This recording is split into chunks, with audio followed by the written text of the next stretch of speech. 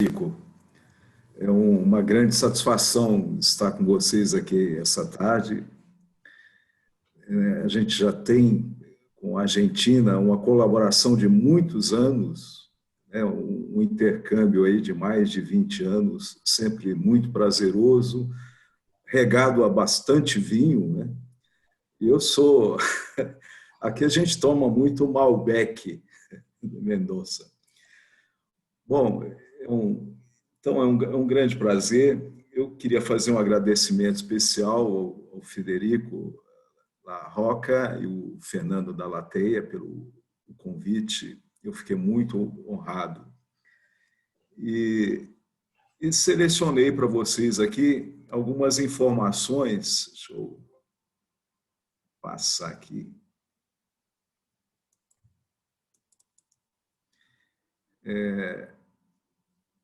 Sobre novas tecnologias que estão surgindo aqui no Brasil, são recentes, vamos dizer.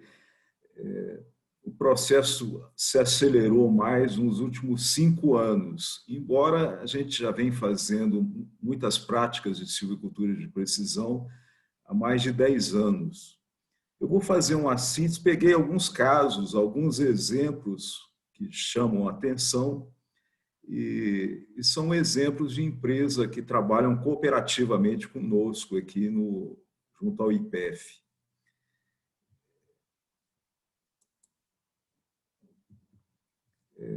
Então, em termos aplicações da silvicultura de precisão que nós temos tido, nós temos usado para planejamento e execução das práticas silviculturais aí dentro da bacia hidrográfica, é uma das aplicações, também a nível de macro escala, para diagnose de estresses abióticos e bióticos. Tudo isso eu vou mostrar exemplo para vocês.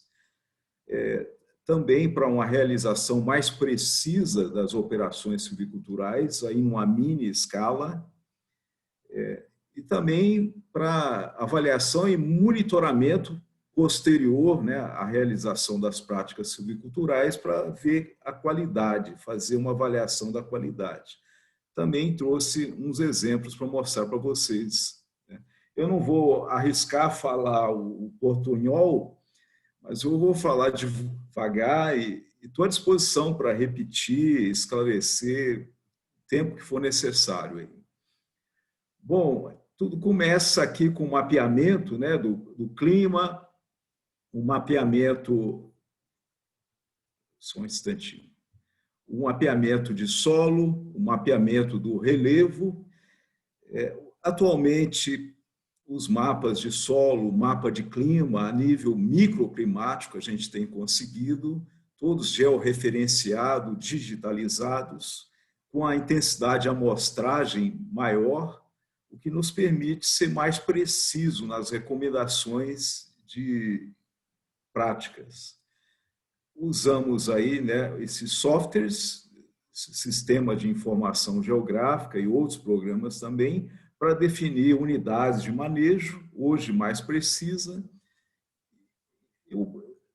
sendo que o processo está bem acelerado atualmente para inserir essas tecnologias de precisão. Mas as grandes empresas, né, porque há necessidade de investimento, eu diria que as grandes empresas florestais estão bem à frente das medianas e das pequenas. Agora, o setor agrícola está disparado, né? Está muito à frente do setor florestal, porque tem uma capacidade, uma necessidade de investimento maior. Então, para obter essas unidades de manejo, é necessário, né, interpolar várias camadas aí de informações para gerar esses mapas temáticos, uns mapas aplicados. E está havendo um efeito muito grande na gestão das empresas, procurando se integrar mais as equipes, né, um trabalho multidisciplinar. Então, essa é uma tendência muito grande na maior integração dos engenheiros, dos gerentes, para fazer prescrições sítio-específicas, tanto de genótipos, hoje é uma prática comum, até nas médias empresas, também das práticas silviculturais. E os resultados potenciais que pode ocorrer, varia de situação para situação, aumento da produtividade, o impacto ambiental menor, tem sido racionalizado bastante o uso de insumos, fertilizantes, herbicida, e o custo de produção, em muitos casos, dependendo da escala, é notório. Aqui um exemplo de uma bacia hidrográfica, vocês estão vendo aqui a rede hidrográfica, e aqui as áreas de reserva de vegetação, áreas de preservação da vegetação nativa. Por lei, na nossa região aqui, né, a gente tem que manter pelo menos 20% da bacia aqui. E veja com o uso dos mapas de solo, caracterização da rede de drenagem e alguma particularidade local, assim como da declividade, foi definido aí, esse é o mapa que o engenheiro recebe no campo para executar. Ele é especificado, detalhado por talhão, né? E é um trabalho feito anterior com uma equipe que vai e faz esse planejamento e depois ele é executado. Nós temos tido grandes desafios para implementar, para desenvolver a silvicultura de precisão. Uma das maiores é essa aqui, formar equipe profissionais qualificados, exige engenheiros com uma qualificação especial. Até na universidade a gente está procurando mudar o projeto pedagógico para atender essa nova realidade, mas há até falta desses profissionais. Estão em qualificação, já há bons profissionais que se destacam. Essa integração aí de vários setores, se produz uma quantidade muito grande de dados, agora como manipular e como fazer esses dados chegar na mão do engenheiro de uma forma prática, bem objetiva, é um grande desafio. E também, até aqui, envolve políticas públicas, a comunicação chegar na área rural, em todas as áreas. Nós ainda temos bastante deficiência disso no setor rural. O governo tem começado a investir juntamente com as empresas. Então, vamos começar aí em termos de aplicação da silvicultura de precisão para locação de estradas.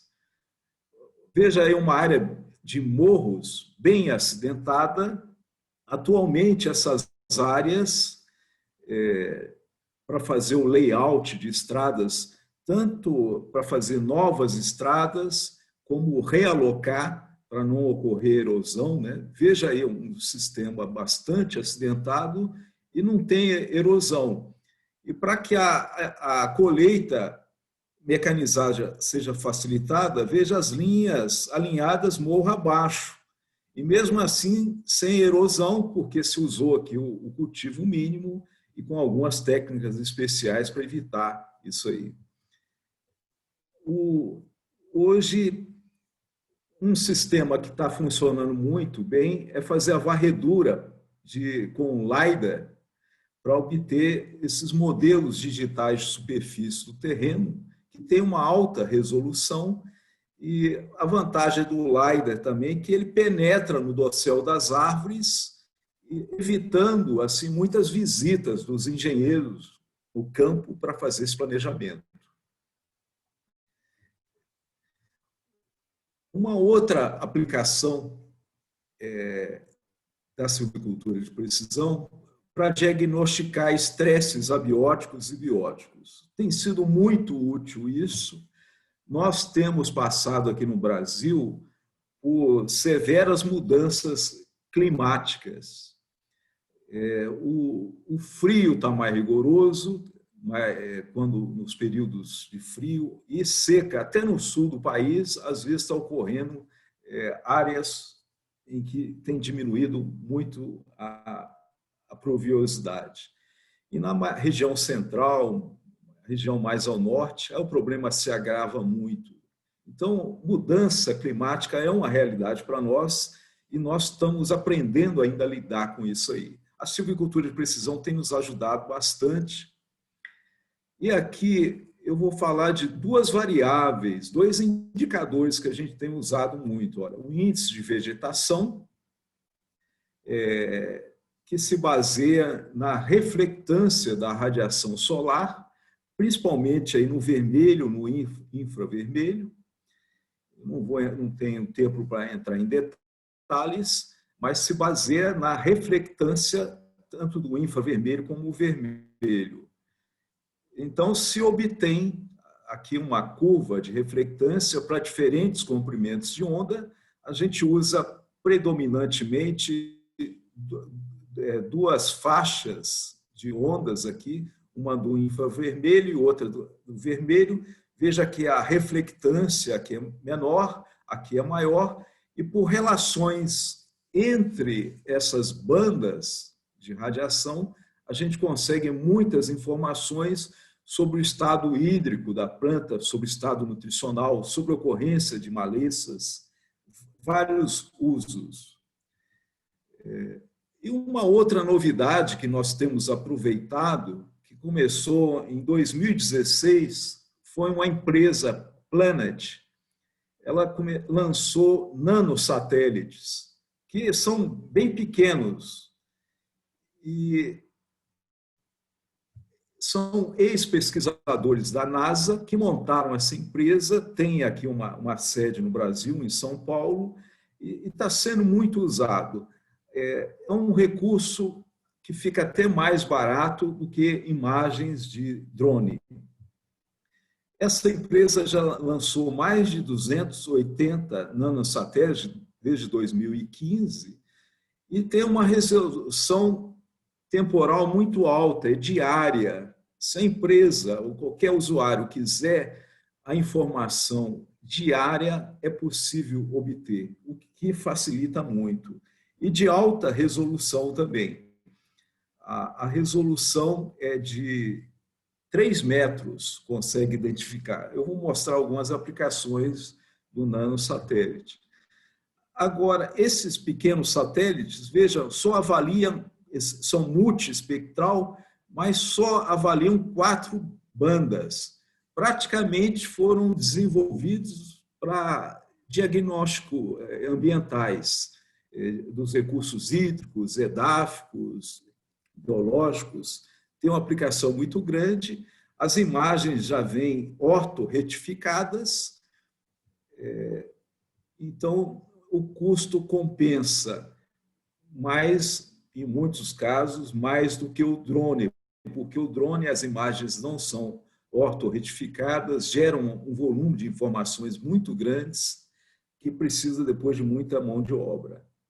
Mas é bastante usado também. Eu vou mostrar exemplos que até uma novidade que a gente não esperava, determinada aplicação dos drones, que está sendo feito agora. Eu vou mostrar daqui a pouco.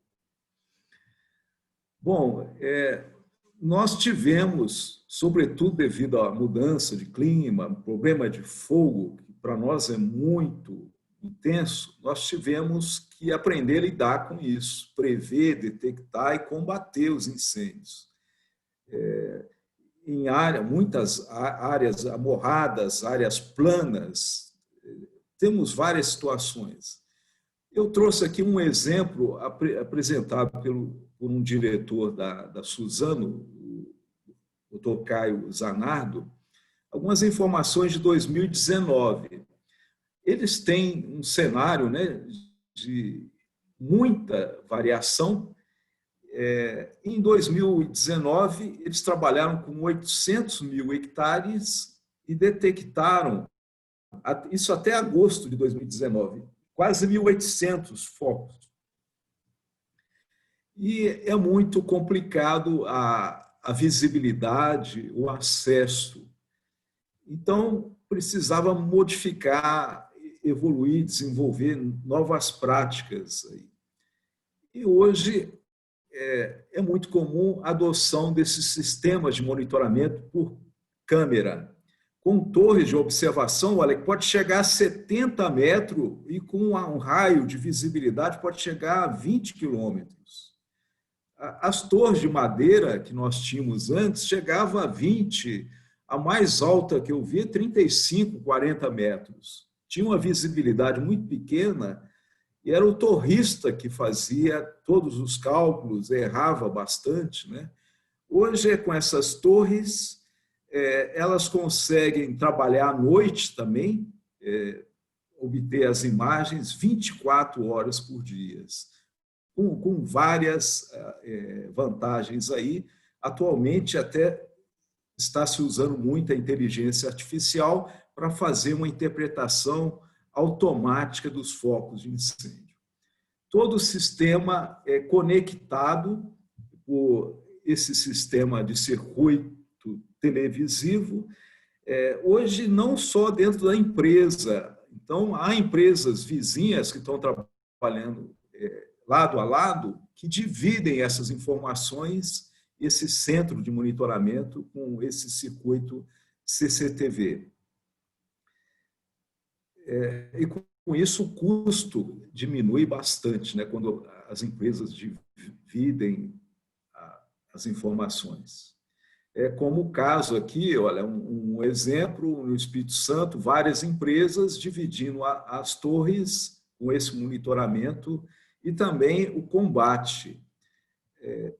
E hoje, nas boas empresas aí, tem esse centro de monitoramento de incêndio, um setor específico, praticamente não tem torrista mais, pessoas que trabalham na torre, evitando vários problemas trabalhistas que nós tínhamos com isso.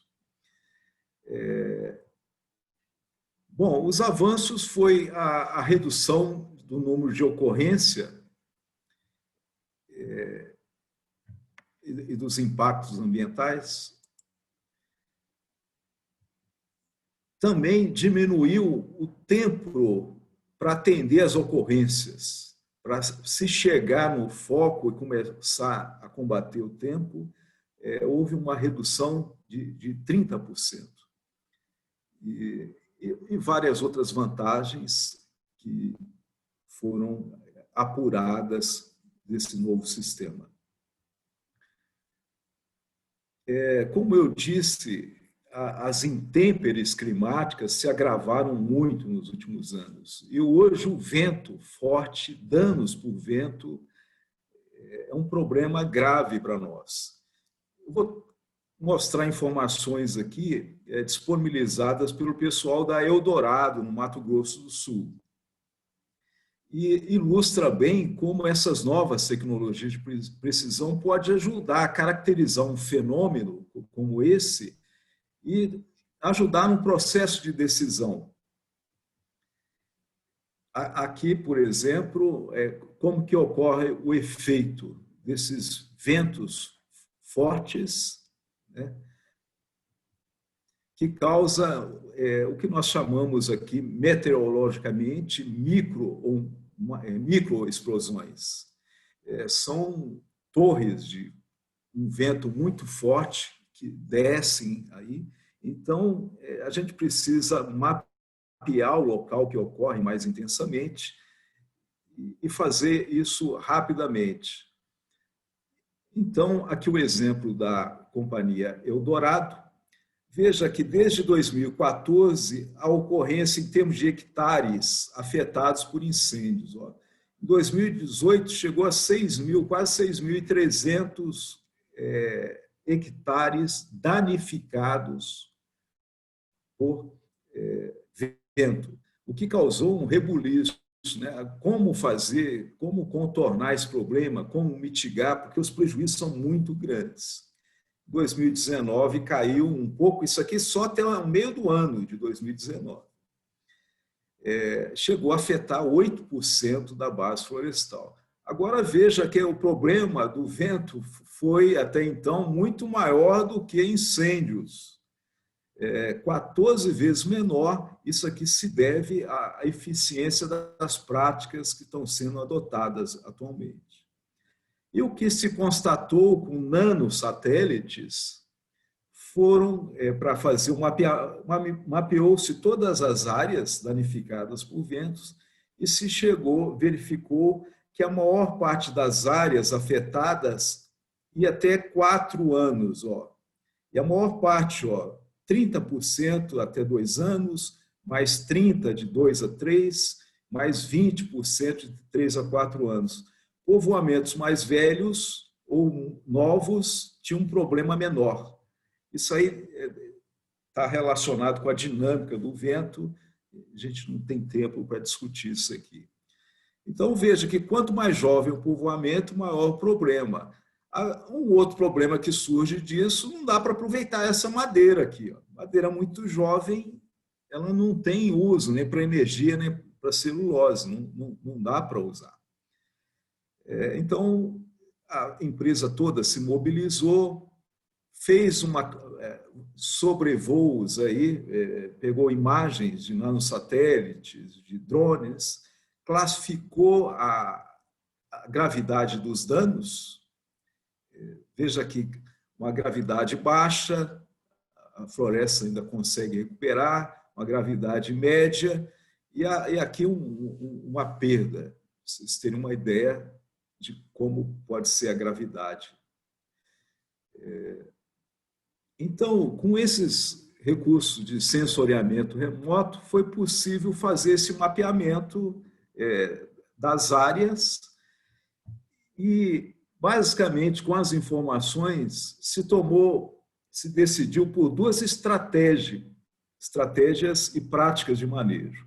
Primeiro, fazer o zoneamento das áreas de plantio, conforme o problema, o risco. Então, muda-se aqui o cronograma, a época de fazer o plantio. Isso foi um ajuste que está sendo feito. Todo isso aqui é um processo em implantação. A Eldorado é uma das empresas que está se destacando nessa parte aí.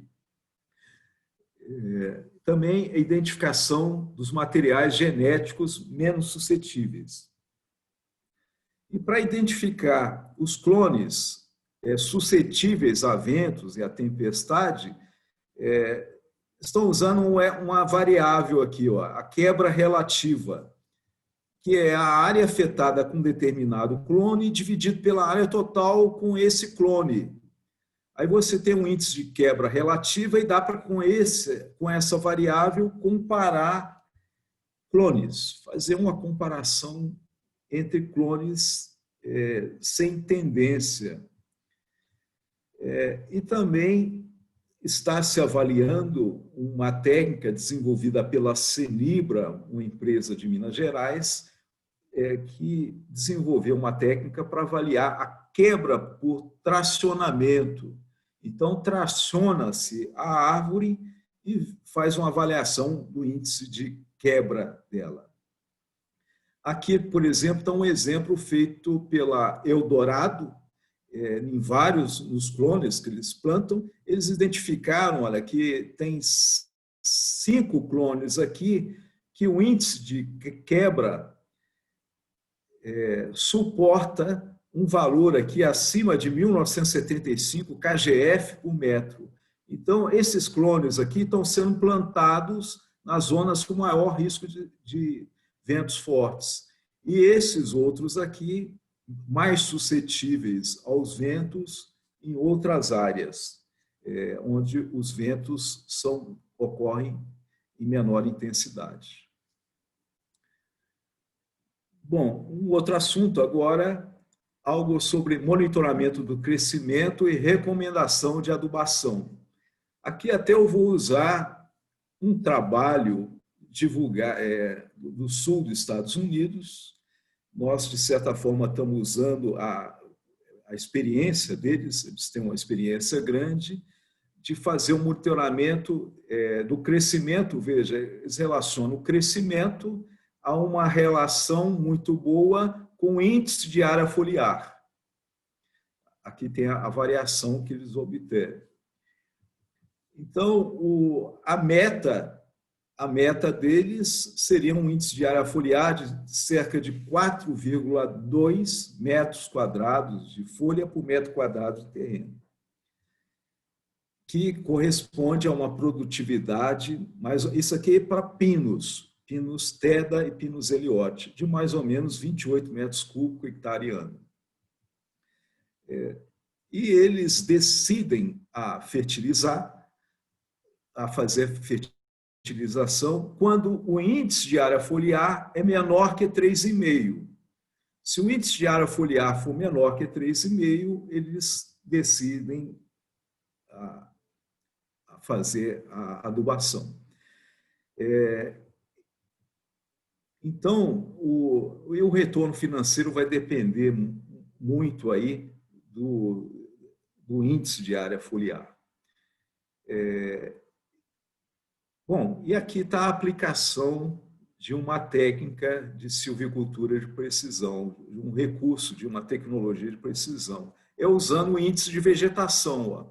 Veja que o índice de vegetação tem uma alta relação com o índice de área foliar. Então, isso aqui para Pinus eliote tem que ser feito para espécies, dá para agrupar algumas espécies, mas para pinos é uma equação, para eucaliptos varia dependendo das espécies. Então, muitas empresas estão fazendo isso, obtendo por nanosatélite ou por drones esse índice de área vegetação e calibrando essas curvas. Tem algumas que já estão bem adiantadas. Isso está substituindo até um monitoramento nutricional que era feito. Eu acho que essa é uma grande tendência e que vai funcionar muito bem. E esse índice aqui também tem uma correlação muito grande com produtividade. Dá para fazer uma correlação.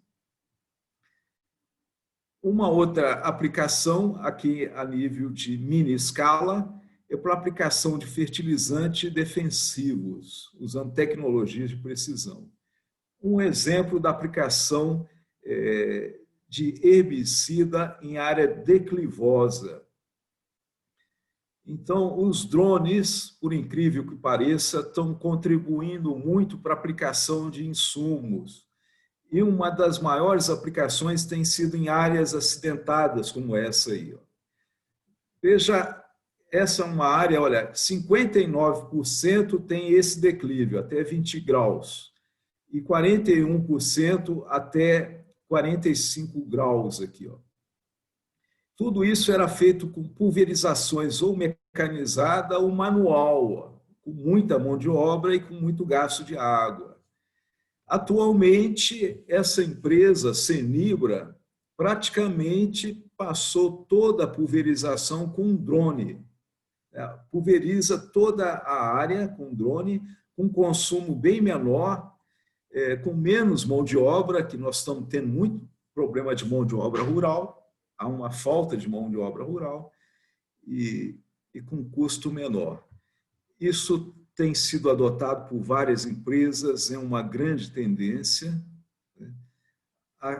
Aqui veja, nesse período, a área que já foi feita é uma técnica relativamente recente, 3 anos, de 3, 4 anos para cá. Aqui a redução de consumo de água que houve, a qualidade se avaliou como 80% a 85% de eficiência, e também para nós é muito importante não ter deriva nas matas nativas por causa da certificação, isso não foi detectado, então os órgãos certificadores têm admitido, aceitado bem essa tecnologia. Está evoluindo muito aqui os clones cada vez mais eficientes e também maiores, e com uma grande tendência de usar os drones para aplicar insumos. Veja esse modelo aqui, ó, ele tem até um radar, ele tem um sonar, né, para detectar obstáculos, aqui como área irregular, como um toco, qualquer coisa, para evitar trombamento com esses obstáculos. Isso tem sido evitado dessa forma. Eu sei que estão cada vez mais eficientes, e aqui um módulo, veja que é um módulo relativamente simples. E eu diria que em várias empresas, hoje esse é um serviço terceirizado. Os terceiros realizam essa operação com bastante eficiência e são muito ágeis na evolução, na assimilação das tecnologias. Maior, né, essas startups têm uma eficiência de assimilação e uma versatilidade normalmente maior que as grandes empresas. Em termos, aqui já numa parte final da minha apresentação, um pouco sobre o monitoramento da infestação por plantas daninhas pós-pulverização de herbicida. Um exemplo aqui da Klabin, uma empresa que tem uma tecnologia bastante avançada, os colegas me cederam essas informações. São imagens de nanosatélites que têm uma alta resolução, e o que permitiu fazer esse monitoramento das malezas foi essa precisão e outra, a resolução. A cada 15 dias, eles já obtêm as imagens ortorretificadas de grandes áreas como aqui. Então, veja, essa aqui é a imagem do nanosatélite, que chega para eles já ortorretificada, eles não têm trabalho para retificar, e eles convertem para NDVI. Aqui foi quando aplicou, logo após a aplicação do herbicida. 15 dias depois, o que ocorreu, veja que até pelas imagens do nanosatélite, dá para ver as diferenças que foram ocorrendo. Algo que seria inviável com os drones. Fazer nessa periodicidade ficaria muito caro, muito trabalhoso, fazer com essa frequência essa avaliação. Aqui, depois de um mês, o que ocorreu com as malezas, eles então avaliam a eficiência para ver aonde que tem que voltar, se for o caso. E veja aqui que a eficiência foi excelente da aplicação. Eu diria que mais de 95% nesse caso aqui, ó, de eficiência de controle das malezas. Eu sei que tem que ser breve, então eu selecionei essas informações aí, espero que tenham a ver com a expectativa de vocês aí, e eu estou à vontade e à disposição de vocês. Bien, muchísimas gracias, Leonardo. Muy bueno, te estábamos apurando, muy claro para el apuro que te habíamos pedido. En este momento habilitamos entonces para los que quieran hacer preguntas, recuerden en el chat, en chatear y preguntas aquí, ahí pueden hacer las preguntas que después vamos a tratar de combinar hacia el final. Ahora yo voy a ir adelantándote algunos temas que por cuestión de espacio medio como que habíamos dejado afuera, pero yo ahora te voy a meter un poquito en eso, Leonardo, que son cositas que hemos escuchado de Brasil. A veces nosotros escuchamos o vemos cosas y bueno, queríamos ver tu perspectiva. Pero antes de entrar en esa, yo me pareció ver que en un momento hablaste de la tecnología en agricultura de precisión, como que tuvieran mayores avances o mayor incorporación que en lo que sería la silvicultura. ¿Eso es así? ¿Interpreté bien? ¿Y por qué sería que en agricultura tienen como mayor incorporación?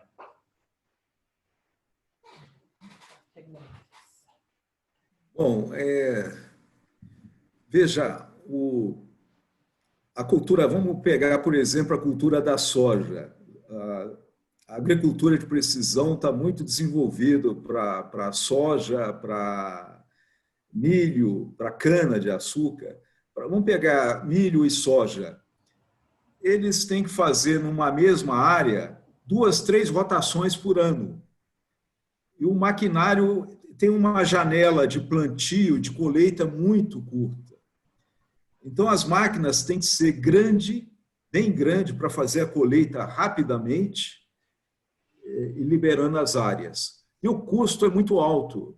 Veja, a soja, para ter um cultivo de 3 a 4 meses, em reais dá R$3.500, R$4.000, só para implantar a soja. É um custo muito alto. Então, grandes blocos de área, né, os fazendeiros têm grandes blocos de área, máquinas grandes, por ser mais rentável, tem um retorno também muito rápido. A soja você planta 3, 4 meses, rapidamente você tem um retorno, colhe aquilo, vende. Então, o retorno do capital investido é muito rápido. Então, isso aí, juntamente com a necessidade de mecanizar, automatizar as operações em curto prazo, viabilizam eles investimentos muito mais altos. Hoje, a soja gasta, cada 1.000 hectares, tem 3,5 trabalhadores. Para manejar 1.000 hectares, 3,5 trabalhadores. Para 1.000 hectares de eucalipto, precisa de 15 a 20 empregados.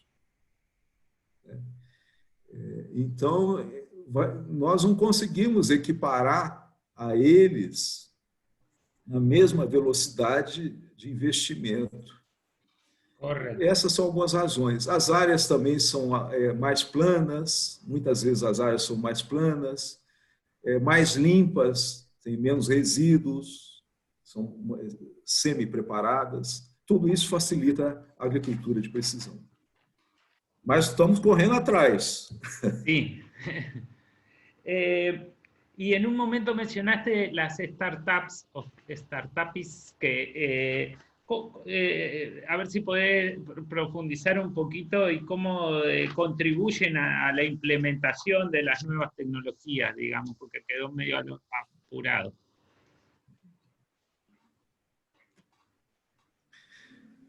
Se me permite, isso é muito interessante.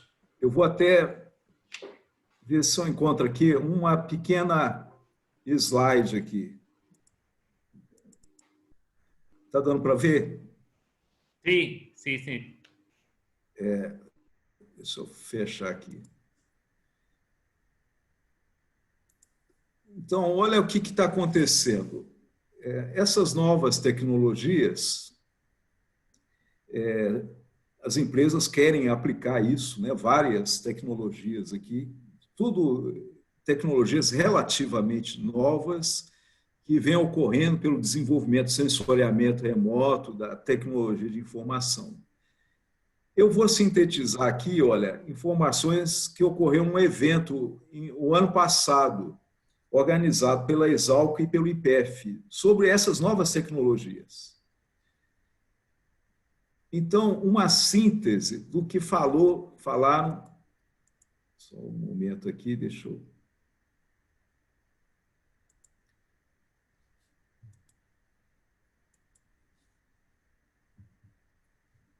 Do que falaram diretores, gerentes de várias empresas.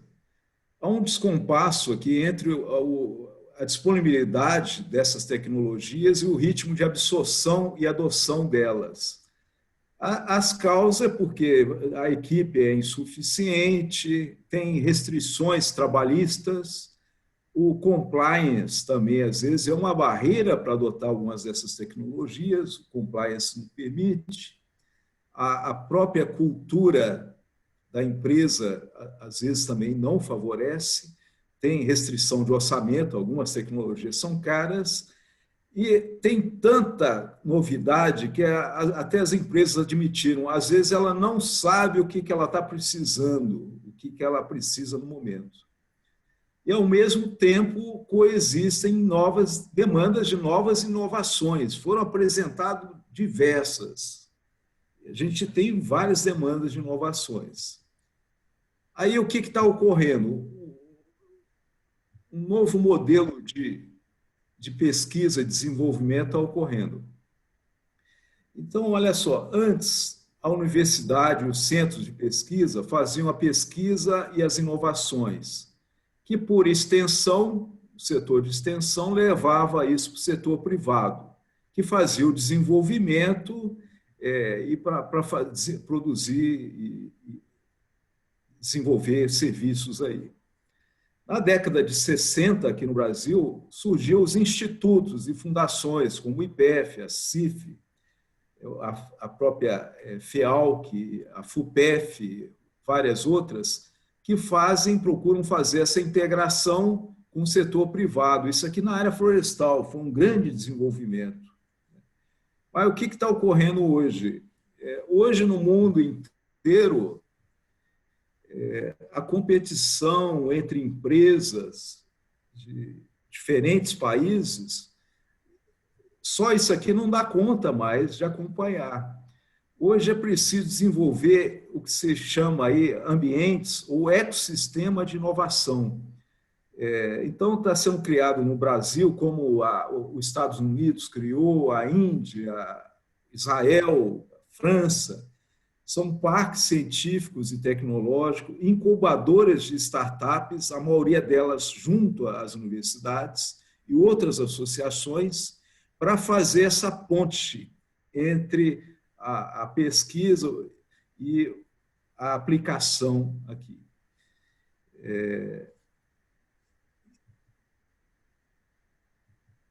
Então, a competição atualmente com o setor internacional não ocorre mais de empresa para empresa dentro do país, e nem de empresa com empresa no exterior. Tem que ter uma união, uma competição para conseguir competir com empresas internacionais. E para conseguir fazer isso, é preciso que as empresas correlatas se integrem numa mesma área para desenvolver, para inovar novas tecnologias, para fazer benchmarking e desenvolver novos produtos que agregam tecnologias de várias empresas. Então, para todo lado no Brasil, está surgindo as startups e esses parques científicos e tecnológicos. Nós já temos uns 3 ou 4 ligados ou próximos a centros de pesquisa e inovação. É uma cultura que a gente está chamando de cultura de muros baixos aqui. É o que ocorre, por exemplo, no exterior, tem aqui o Vale do Silício, o Silicon Valley, Israel e outros aqui, e no Brasil aqui tem algumas. Aqui perto de nós tem uma startup ligada à Unicamp, no Rio de Janeiro tem outra, tem várias startups já desenvolvendo no Brasil. O IPEF, nesse evento que eu citei para vocês, lançou o radar de inovação. O que é isso? Ele classifica startups e pesquisas que possuem potencial para trazer soluções para o setor florestal.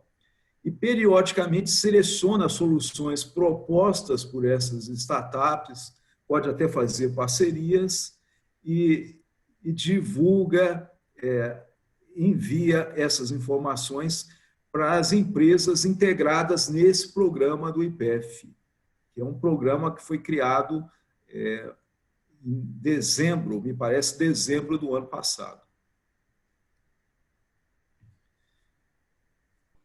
Bien. Bom, bien. Tenemos ahí otras preguntitas respecto a si el gobierno de Brasil provee la información espacial de alguna forma facilitada o algo para las empresas, o es todo una gestión privada de las empresas. Olha, o governo Tem fontes de financiamento de máquinas, por exemplo, de custeio da atividade agrícola e florestal, tem fontes de financiamento em taxas de juros bem favoráveis. Agora, o governo eu acho que tem ajudado muito com financiamento das tecnologias de informação, tem procurado distribuir mais as tecnologias, as redes de informação dentro do país. Também prover bolsas de estudo para os estudantes, financia projetos de pesquisa. Então, a contribuição do governo brasileiro tem sido relativamente boa, mas eu acho que precisa melhorar as políticas públicas ainda. Dá para fazer muito ainda. Mas eu não diria que é uma participação neutra, não. É uma participação boa já. Mas pode. Agora, eu acho que no futuro as empresas que quiserem financiamento, grandes financiamentos, se elas tiverem esse grau de desenvolvimento, elas vão ter facilidade para conseguir financiamento. Bien.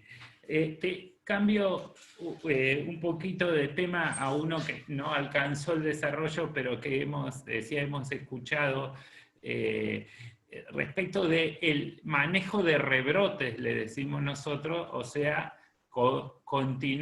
conducir la misma cepa, los rebrotes de la misma cepa después de la tala, en lugar de replantar. Pareciera, no sé si lo empecé a escuchar ahora o si hay una tendencia o algo al respecto. Y en ese caso, ¿cuáles son los elementos que ayudan a decidir si uno se va a volcar al manejo de rebrote? ¿Qué incidencia tiene si es el material genético o el clon o las condiciones previas? Y también cómo es el manejo, la conducción, cuántos fustes y demás, y si eso está vinculado al uso industrial posterior o hay alguna relación de ese tipo. Son varias juntas en una, Leonardo, porque se me acaba el tiempo.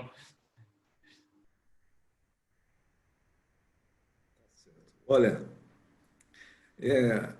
a meta de empresas é ampliar cada vez mais a condução de rebrotes, porque o custo de condução do rebrote é 40% a 50% menor do que o custo da primeira rotação. Então, é muito vantajoso. E, às vezes, o balanço da conta fecha só quando você considera os ganhos, a rentabilidade dos dois cultivos, das duas rotações. Que a madeira no Brasil, de modo geral, ela ainda está muito barata e o custo de produção aumentando cada vez mais. Então, para viabilizar, é uma tendência. Hoje, o setor de celulose, que precisa de uma madeira de melhor qualidade, eu diria que está aí entre 25% e 30% das áreas da base florestal conduzida como rebrotes. E começou depois a crise de 2008. Agora, o setor de energia, que tem uma lucratividade baixa, chega a 60% a 70% das áreas ser manejadas por rebrote, porque senão não paga o custo do carvão para siderúrgicas. Bom, e para decidir se uma área vai ser manejada com rebrote ou não, primeiro tem que ter tido na rotação anterior uma produtividade boa, ter tido uma produtividade condizente com o que a empresa pratica no ciclo atual. Se o clone, o genótipo, tiver algum problema e tiver um outro melhor, com potencial de aumento de produtividade, aí se troca. Não pode ter mais do que, não pode ter mais do que 15% de mortalidade. Tem que ter ao menos 85% de sobrevivência. E as empresas do setor de celulose são mais rigorosas ainda. Bom, e também a distância. Quanto mais próximo da planta, da fábrica, geralmente menor a probabilidade de usar rebrotes. Os rebrotes são usados normalmente em áreas mais distantes, que é para não perder produtividade mesmo. Isso é a visão, a estratégia da empresa de celulose. Com relação ao manejo, você tinha me falado que seria interessante falar sobre rebrotes. Eu preparei, se me permite, se eu tiver 2, 3 minutos, apresentar alguns slides sobre manejo de rebrotes. Está dando para ver bem aí? Alô? Estamos vendo, adelante. Estava vendo? Sim, sim. Então, espera.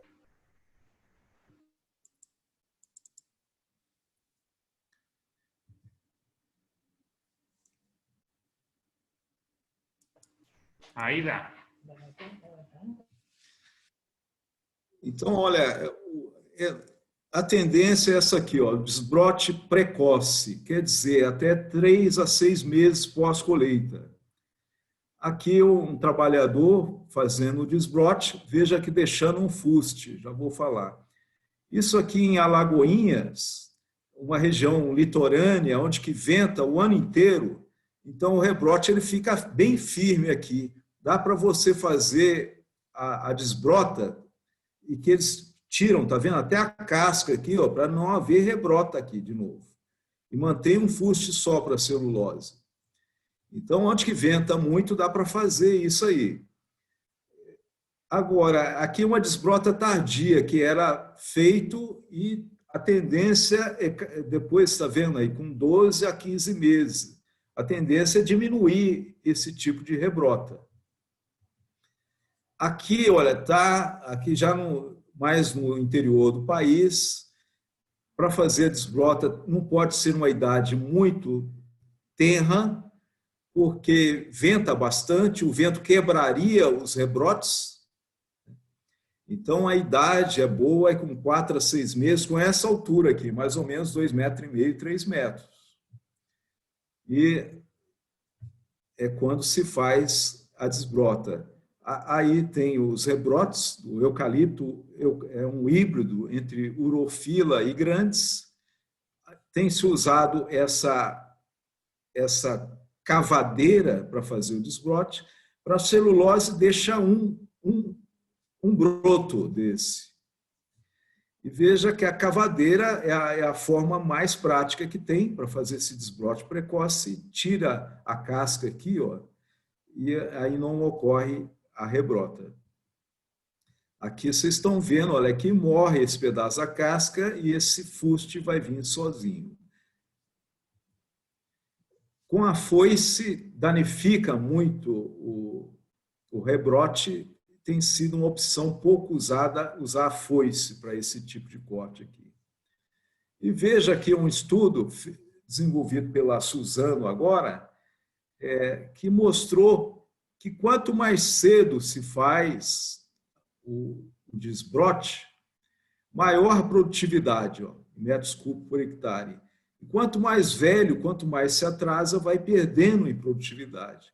Essa aqui é uma avaliação aos 3 anos pós-desbrota, um experimento desenvolvido pelo colega Sebastião. Aqui dá para ver bem, ó, aos 6 meses, essa aqui foi recém-desbrotada. Essa aqui tem 3 meses. Foi feito o desbrote com 3 meses. Veja como que ela já se recompôs mais rápido, está com índice de área foliar maior e vai arrancar na frente do que esse povoamento aqui, ó. E uma outra coisa que acontece quando você faz a desbrota tardia é aparecimento desses brotos ladrões aqui, ó. Isso aqui que a gente chama de brotos ladrões. nós verificamos que esses brotos não afetam a produtividade, mas esses brotos afetam assim a colheita, vai atrasar, dificultar a colheita e vai dificultar o processamento da madeira lá na fábrica. Então, muitas empresas estão retirando esses brotos ladrões também. Veja aqui, olha, os brotos ladrões, principalmente quando o espaçamento é mais aberto, precisa desbrotar isso aqui. Não que isso vai afetar a produtividade, não afeta, mas prejudica, encarece muito a colheita. Aí, novamente, vem com a pá, com essa pá, para retirando esses brotos. E também, hoje, tem até o glifosato dá para usar para controlar esses brotos, principalmente quando o fuste está maior assim. Ó. E tem as empresas de herbicida têm lançado produtos específicos para controlar essa brotação.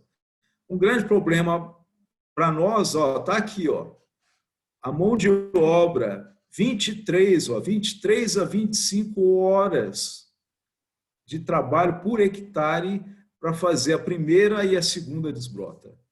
E em muitas áreas nós não temos mão de obra para isso. Bom, yo acho que eso era lo más importante. Muy bien, muchas gracias. Igual ahora nos falta todavía Fernando, que se nos está acabando el tiempo, así que vamos a pasar a Fernando y nos quedaron unas preguntas para el final, vamos a tratar de hacerlas en conjunto. Bueno, Fernando, voy a hacer una presentación rápida porque nos queda poco tiempo y es ingeniero forestal también de la Universidad Nacional de La Plata y tiene una maestría en silvicultura en la Universidad de Florida. Tiene un pasado en INTA haciendo investigación en silvicultura de eucalipto, tiene más de 70 publicaciones técnicas, científicas y de difusión. Trabaja en maciza desde 1996, también es del milenio pasado, ocupando cargos en el área silvícola de producción, actualmente en la gerencia de operaciones.